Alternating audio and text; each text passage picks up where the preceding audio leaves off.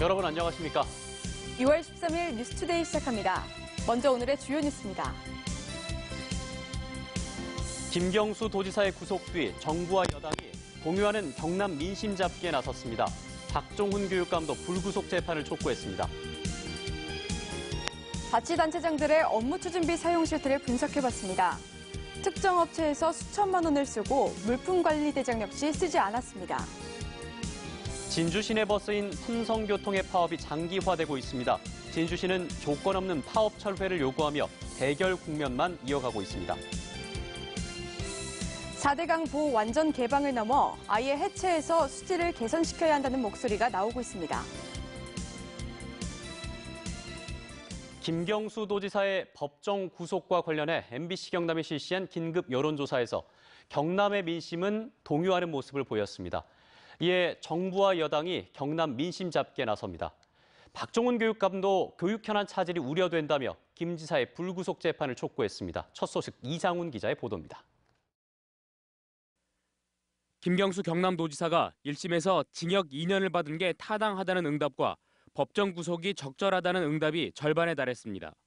10명 중에 6명은 이번 일이 국정 운영은 물론 4.3 보궐선거에도 영향을 미칠 걸로 봤습니다. 이처럼 동요하는 경남의 민심을 달래기 위해서 여당과 정부가 민심 잡기에 나섭니다. 오는 14일 김부겸 행정안전부 장관이 경남도청을 방문해서 직접 현안 보고를 받고 도지사 공백 최소화에 힘을 보탭니다. 또 18일엔 더불어민주당 이해찬 대표를 비롯해 지도부가 경남도청에서 현장 최고위원회의와 예산정책협의회를 엽니다. 서부경남 KTX 등 경남의 정책과 사업들이 차질을 빚지 않게 여당이 직접 챙기겠다는 건데 올해 전국에서 처음 열립니다. 경남이 챙겨야 할 주요 사업과 예산을 미리 살펴보고 경남도와 협의를 함으로써 김경수 지사 부재로 인한 국비 확보의 어려움을 최소화하기 위함입니다. 박종훈 경남교육감도 도지사 석방을 촉구했습니다. 도청과 함께하는 교육 현안들의 차질이 우려된다면서 형이 확정되기 전까지 도지사 직무를 수행하도록 석방해달라는 겁니다. 불구속 상태로 재판을 받을 수 있도록 하는 것이 우리 교육이 이런 남아있는 이 산적한 과제들을 좀 더 원만하고 수월하게 풀어나갈 수 있는. 박 교육감은 이번 탄원서를 지난 11일 출범한 김 지사 불구속 재판 경남도민운동본부에 전달했습니다. MBC 뉴스 이상훈입니다.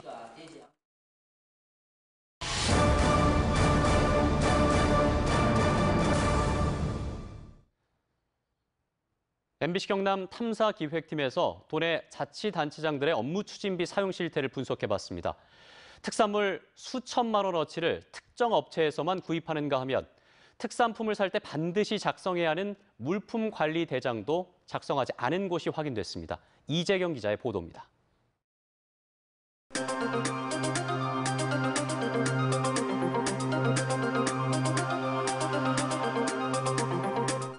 2016년부터 3년 동안 통영시장이 사용한 업무 추진비 내역입니다. 매달 특산품으로 건어물을 사는 데만 수백만 원을 사용한 것으로 나와 있습니다. 격려 차원에서 공무원에게 감사의 표시로 대외 업무 관계자들에게 지급됐습니다. 그런데 이 특산품들은 모두 한 가게에서 구입한 것으로 확인됐습니다.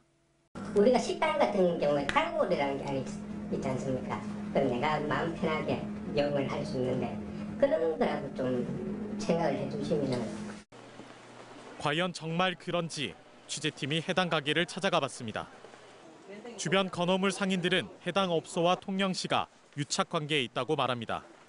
시스템이 공무원한다 안 하고 그쪽에 동생도 공무원이고 시청에 공무원 없이 우리들은 못한다 안 합니까? 실제로 2016년부터 3년 동안 모두 144번에 걸쳐 이 가게에서만 1억 1천만 원 넘게 건어물을 산 것으로 드러났습니다. 올해 통영시 업무 추진비 예산이 1억 8천여만 원임을 고려할 때 매년 업무 추진비의 약 20% 이상을 이 가게에서만 사용한 겁니다. 주변 상인들에겐 당연히 불만일 수밖에 없습니다. 시에 불신이 많지. 다른 데만 몽땅 몰아잡고 그러면 안 돼. 어떻게 시에서 뭐 한 군데만 할 수 있느냐. 서류 작성도 엉터리였습니다. 업무 추진비로 특산품을 구입할 경우 사적으로 사용하지 못하도록 반드시 용도와 수령자 등을 기록한 물품 관리 대장을 작성해야 합니다. 하지만 통영시는 해당 서류를 아예 작성하지 않았습니다. 그때 맹목에 맞게 그만큼 꾸면 그만큼 바로 그쪽을 진출하기 때문에 특별한 그 수급은 없습니다. 특정 업체 몰아주기도 모자라 물품 관리 대장조차 없는 상황. 도를 넘어선 업무 추진비 사용을 규제할 수 있는 규정 마련이 시급해 보입니다. MBC 뉴스 이재경입니다.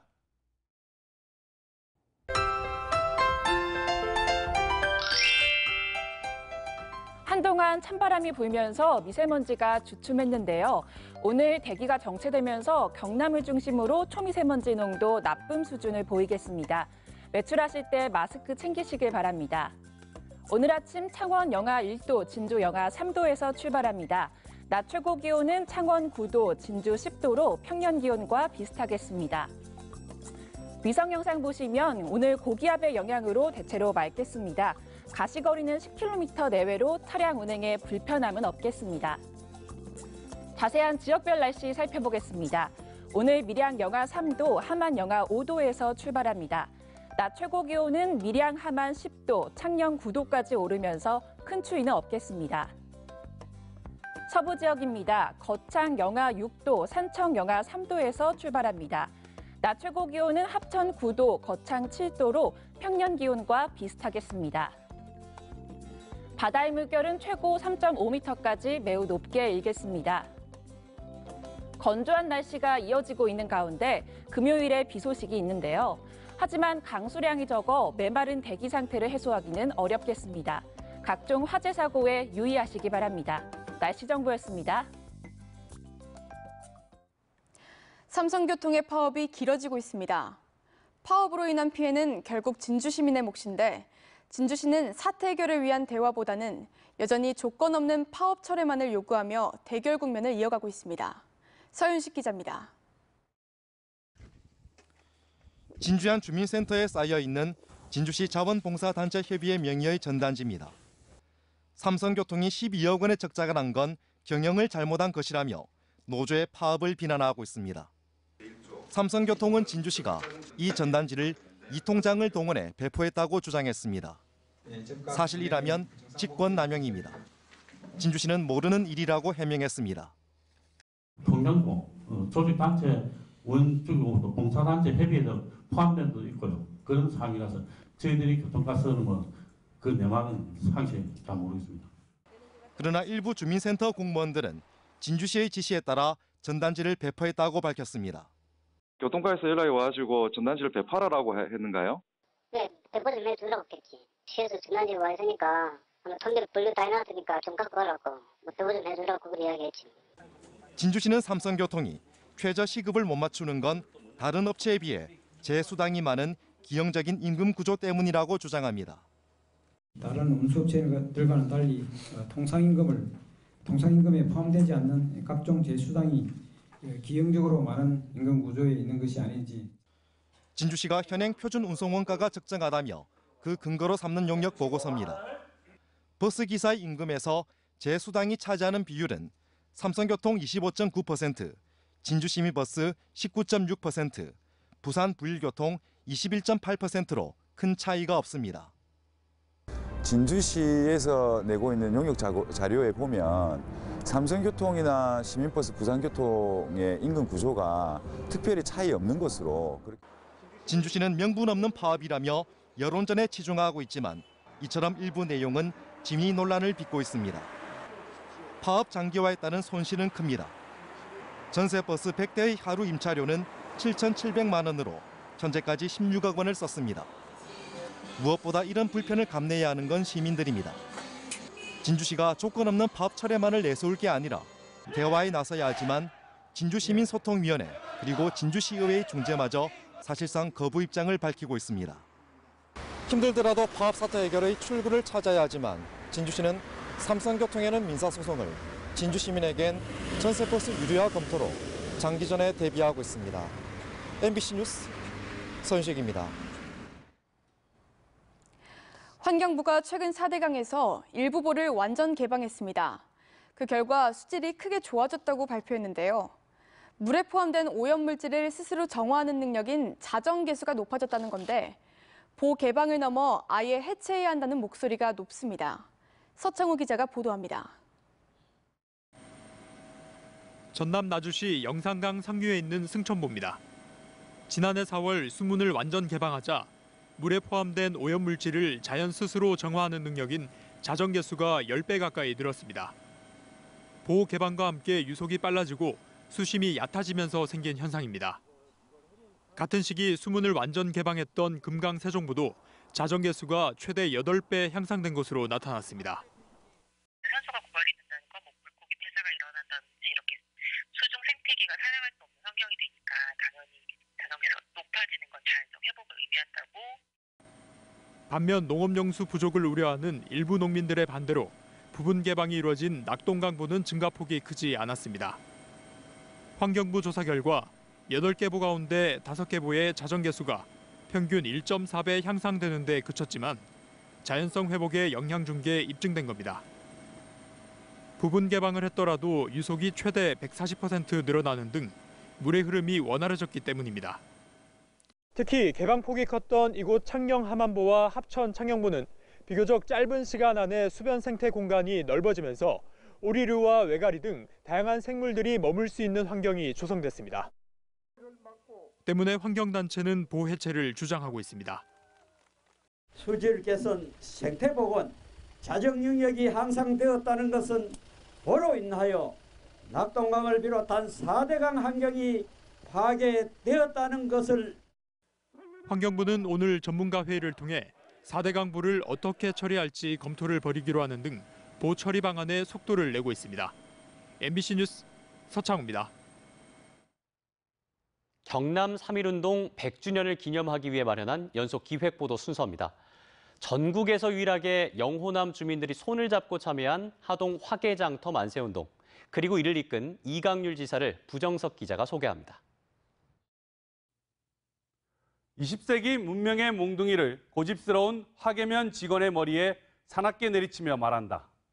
독립만세 함성이 세상을 진동하여 사악한 무리들이 숨을 수 없을 것이고 야만적 무리들을 완전히 소멸시킬 것이다. 화개장터 만세운동 당시 이강률 지사가 면사무소 직원들에게 남긴 사직 권고문입니다. 하동 화개장터 만세운동은 전국에서 유일하게 영호남 주민들이 손을 잡고 참여한 3.1 만세운동입니다. 1919년 4월 6일 화개장터에서 대한독립이 울려 퍼졌습니다. 상인과 쌍계사 승려, 학생들, 여기에 영호남 주민들까지 태극기를 들고 거리로 났습니다. 그 수만 300여 명 정도. 만세운동은 저녁 6시부터 자정까지 계속 이어졌습니다. 또 한 번의 만세운동이 준비됐습니다. 4월 11일 화개장터 주변에 면사무소 직원의 사직 권고문이 붙고 대한독립을 외치던 순간 일본 경찰에 의해 이정수, 이정철 지사 등 4명이 검거되면서 2차 만세운동은 실패로 돌아갔습니다. 경상도, 전라도, 충청도 상인들이 다 같이 만세를 부른 곳으로. 화개장터 만세운동의 중심엔 이강렬 지사가 있었습니다. 효령대군의 후손인 이 지사는 태극기를 만들고 만세운동 참여를 독려하는 경문을 제작하는 등 1, 2차 화개장터 만세운동을 준비했습니다. 또 면사무소 직원의 사직 권고문을 직접 작성해 장터 주변에 붙였습니다. 2차 만세운동 당시 일본 경찰에 붙잡힌 이 지사는 8개월형을 선고받아 옥고를 치렀습니다. 농업이지만은 의협심이 강하고 그다음에 애국심이 대단하신 분이었다, 그렇게 전해지고 있습니다. 정부는 1996년 이강렬 지사의 공적을 기리기 위해 대통령 표창을 추서했습니다. MBC 뉴스 부정석입니다. 매주 수요일 아침 이 시간에는 경남 지역민들의 소외되고 작은 목소리, 소수 의견에 귀 기울이는 코너를 마련했습니다. 오늘 그 첫 번째 순서입니다. 경남의 식수원인 진주 남강댐 안에는 올해로 수몰 50년째를 맞는 귀곡동이라는 마을이 있습니다. 댐 건설로 고향을 잃은 귀곡 실향민의 이야기를 담았습니다.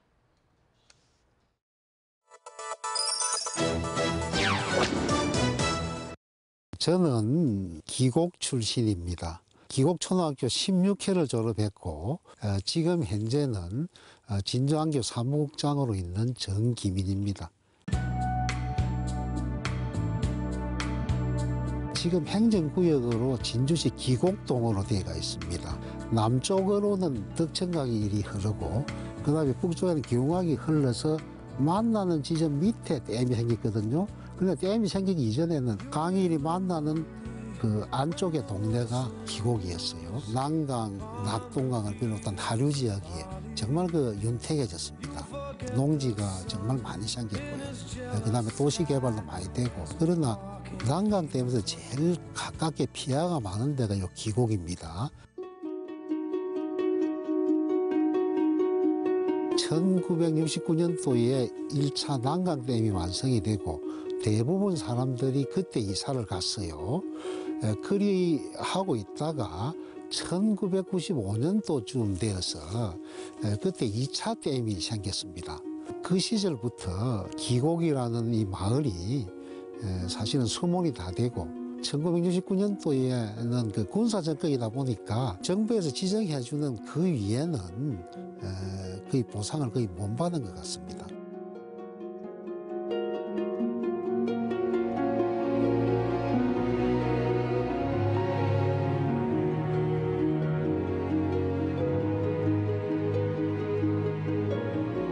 지금은 국가 기관에서 행하는 그런 사업을 주민들이나 시민들의 어떤 입장을 많이 생각하는 것 같더라고요. 그런데 그래도 이제 일부에는 그런 어떤 것들이 이제 방송에도 나오고 하는데 그렇게 보면 특별한 그런 생각을 하죠. 아, 저기에도 참 소외받는 그런 부분이 있겠구나 하는 것을 많이 느낍니다. 예.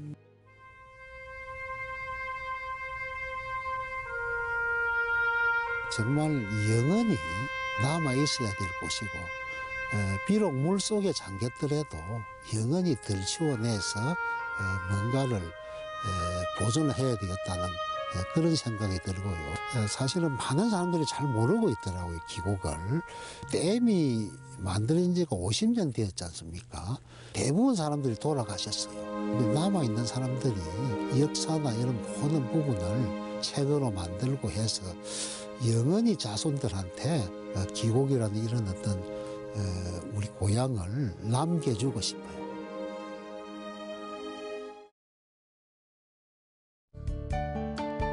내고장 소식입니다. 아림 천사운동 기부식이 오늘 오전 10시 거창군청에서 열립니다. 명예사회복지공무원 희망지기 발대식이 오늘 오전 고성군 삼삼면사무소에서 개최됩니다. 항로와 산림치유지원센터 착수보고회가 오늘 오후 2시 산청군청에서 개최됩니다. 거제시 버스 노선체계 개편 보고회가 오늘 오후 거제시청에서 열릴 예정입니다. 영농 폐기물 수집 경진대회가 오늘 오전 창녕군 대지면사무소에서 열립니다. 가야고분군 세계유산등재회의가 오늘 오후 함안군청에서 있습니다.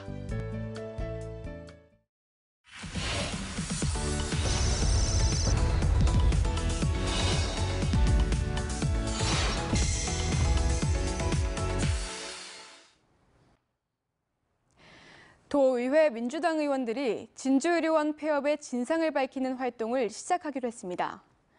따라서 옛 진주의료원의 전 직원들과 시민단체 회원들로 구성된 진주의료원 폐업 진상조사위원회와 도의원 4-5명이 결합해 폐업 당시의 배경과 경과, 위법성 여부 등을 조사하게 됩니다.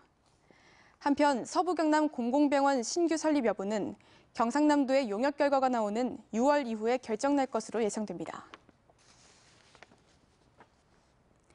현대중공업그룹이 대우조선해양의 경영권 인수 후보자로 확정됐습니다. KDB 산업은행은 삼성중공업이 대우조선해양 인수 제안 요청에 참여 의사가 없다고 밝혀 현대중공업을 인수 후보자로 확정했다고 밝혔습니다. 또 본계약 체결을 위한 이사회 등 인수 절차를 진행할 계획이라고 덧붙였습니다. 한편 금속노조 현대중공업 지부는 오늘 울산시청에서 기자회견을 갖고 고용 불안 문제를 야기하는 대우조선 인수를 반대한다고 주장했습니다. 경상남도 선거관리위원회는 4.3 국회의원 보궐선거를 앞두고 선거구별로 입후보 안내 설명회를 개최합니다. 창원시 성산구는 오는 15일 오후 2시 창원시 성산구 선관위 회의실에서 통영 고성은 오는 18일 오후 2시 통영시 선관위 회의실에서 설명회가 열리며 후보 등록에 필요한 서류와 신청서 작성 요령, 선거운동 방법과 선거비용 보전 등이 안내될 예정입니다. 베트남의 무역업체가 베트남 축구 국가대표팀 박항서 감독의 고향인 산청을 방문해 농특산물 구매 계약을 했습니다. 산청군은 베트남의 무역업체인 능요사가 지역 기업 6곳을 방문해 14개 품목 53만 9천 달러어치의 구매 계약을 맺었다고 밝혔습니다. 경상남도가 전국에서 처음으로 복지와 일자리 그리고 보건 서비스를 한자리에서 받을 수 있는 원스톱 서비스를 오는 4월부터 시범 실시합니다. 올해는 그 첫 단계로 읍면동 3곳을 지정해 맞춤형 복지 서비스 기능을 강화하고 간호사를 배치해 보건 서비스를 제공합니다. 또 일자리 수요가 높은 노년층을 위해 사회복지시설 3곳에 일자리 지원기관과 어르신센터를 배치해 복지시설에서 일자리와 치매 진단, 건강관리 등 보건 서비스를 받도록 할 계획입니다.